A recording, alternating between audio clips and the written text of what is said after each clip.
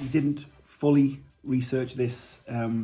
It's possibly about 5% too small because these G.I. Joe classified lads, they've got some really chunky legs. I figured Roadblock might fit because he doesn't have any leg holsters, but he doesn't, sadly, he doesn't fit. So it doesn't look like I'm going to actually be able to fit a G.I. Joe classified in here.